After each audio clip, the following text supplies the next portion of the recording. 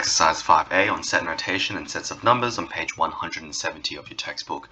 Now, a lot of this is going to be revision of stuff that you guys already know or stuff that we already introduced earlier in the year, but it's very important for us to be able to define certain keywords. Okay, so there's a few definitions, quite a few definitions we have to go through. It's a lot more understanding the terminology rather than applying it, so let's try and get through that. Some basic stuff we already know. We know that a set is a collection of objects. In our case of mathematics, we like to say a collection of numbers or whatever it is. So for example, if I have a sample space of 1, 2, 3, 4, 5, 6, something like a dice, then we'll be able to define a set as a collection of those numbers there. Elements. Now, elements are objects within the set. So for example, if I use the example of the dice where I have the sample space of 1, 2, 3, 4, 5, and 6, I know that each one of these is an element. Okay, so that allows us to define each and every term as an element.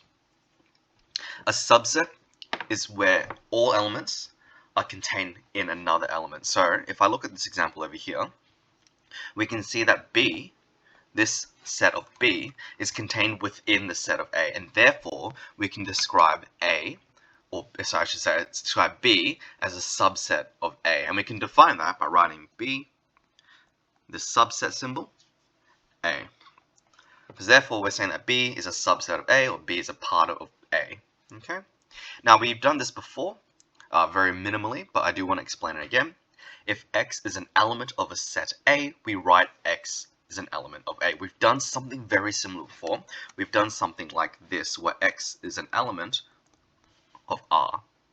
We'll talk a little bit more about this later, but it's important to keep in mind that the E stands for the element. So it's an element of, or rather it's a part of, this larger subset or set. If X is not an element of A, we write this over here, where we've got X is not an element of A. Now we don't use this as much, but it is important to keep in mind.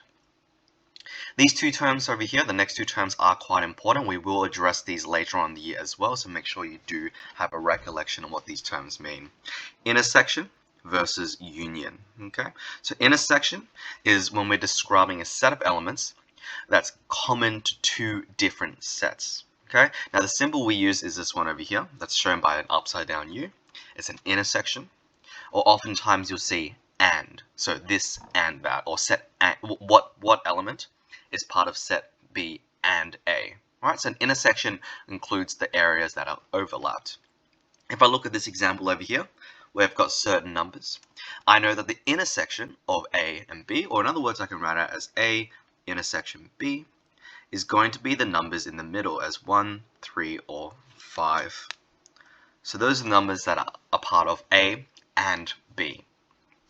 If I want to describe the union, I can describe it as A union B, which is symbolized by the U, and I'm saying a set of elements in either or both sets.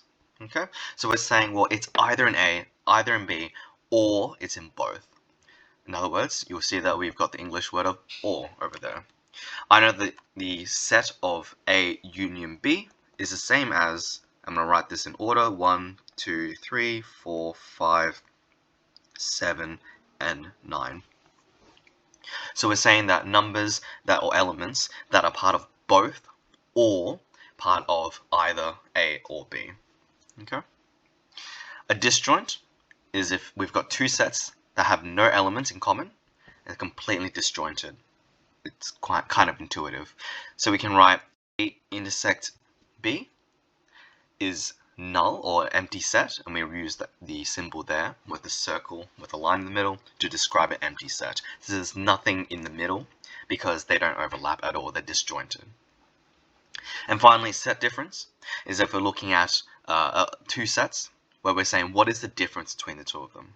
So set A slash B, or backslash B, contains the elements of A that are not elements of B. So if we look at this example over here, I'm thinking to myself, if I say A slash B, I'm thinking to myself, what numbers or what elements are found in A but are not found in B? Okay, so I'm thinking to myself, well, A slash B, I know that A is going to be 1, 3, 5, 7, and 9. But I also know that B, and I'm going to have to move this on the side. Oops, give me one moment. There we go. Alright, I also know that B is going to be equal to 1, 2, 3, 4, and 5. Okay, so all I'm thinking of is what is in A that is not in B. So I can write that out. I can say, well, I know that 1's in both of them. I know that 3's in both of them. I know that 5's in both of them. And I know that 7 and 9 are not in B. So what is in A that's not in B? Well, the answer is 7 and 9. And so therefore that I would use that symbol there to describe the set difference. Now I've got number sets, which is something else that you guys have probably heard of before but not looked at in detail. Number sets describe certain numbers that allow us to be able to describe them as a set of another. So for example, all real numbers, hopefully you guys are already familiar with those. All real numbers is something we've been using throughout our graphing of functions, of which we've got a smaller subset, which is rational numbers described by the Q. So rational numbers, which describe, for example, where I've got numbers that aren't infinitely recurring or not zero. And then we're going to integers. So integers over here. So integers are described by Z, which you guys already are aware of. Integers, just whole numbers. And then finally, natural numbers. Okay? So we're looking at natural numbers after that. So the idea is we've got natural numbers, which are a part of a subset of integers, which are a subset of rational numbers, which are therefore a subset of all real numbers. Finally, the last bit of content looking at this for this exercise is interval notation. We've already done this at the start of the year, so I won't look at this too much in detail, but it's important for you to know the difference. Remember that we either use curved brackets to show that it's not inclusive, or closed brackets, or square brackets, sorry, to show that it is inclusive. So for example, if my function has a domain where it's going from 2 to 4, I know that my function goes from 2 to 4 where it's not including 2. We use an open circle to describe a not inclusive point, and then a closed circle to describe an inclusive point, and therefore we get something like that.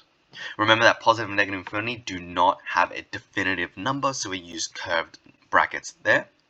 And finally, you can also use this kind of notation as well if you'd like, but you need to make sure you include this this function notation, not function, sorry, set notation there, where we've got x colon and then your notation. If you're talking about all real numbers, excluding the number 0, we go r/0. So basically, all real numbers excluding, or the set difference, as you'll note from earlier, excluding 0. That's it. Hopefully that makes sense to you guys. Let me know if you have any questions.